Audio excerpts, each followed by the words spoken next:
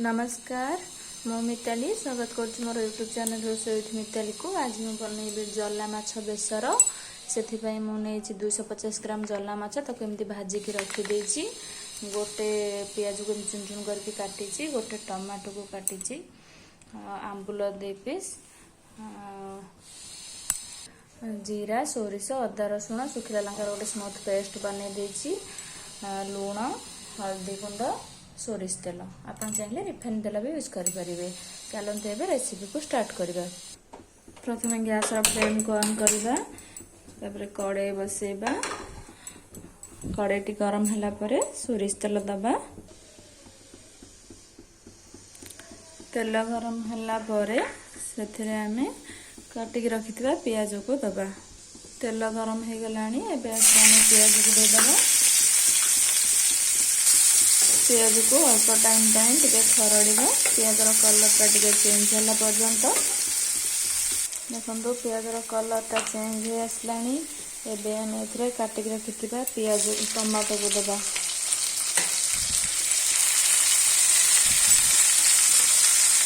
Tomato को मध्य smooth होला पर्यंत खरड़ा।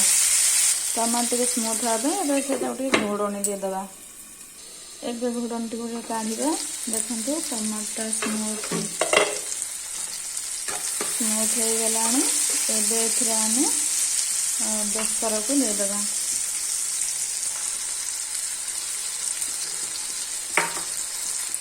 बेसर को तार कंचा स्मेल टा गला पर्यंत टिके खरड़ा।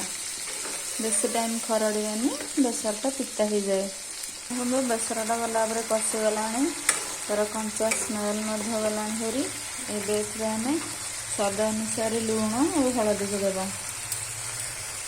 लूण देदेबा, हल्दी गुंडा सेकेंड अल्प टिके खरड़ी देवा। तापरे एबे आमे पानी देदेबा।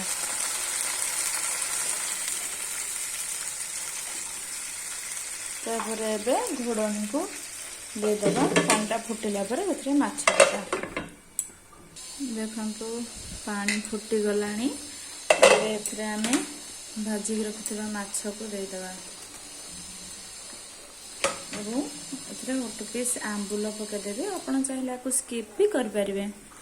वो ताको 10 मिनिट पई लो मीडियम फ्लेम रे घोड़े के 10 मिनिट हो गलानी एबे घोड़न को काढिबा। देखंतु मोर जला माछ बेसर बनिकी रेडी। एबे फ्लेम को ऑफ कर देबा। जदि मोर ये रेसिपी आपण मानक भल लगुए तेबे मोर चैनल को लाइक शेयर सब्सक्राइब निश्चय करेंगे और घरे निश्चय ट्राए करेंगे। रहुची धन्यवाद।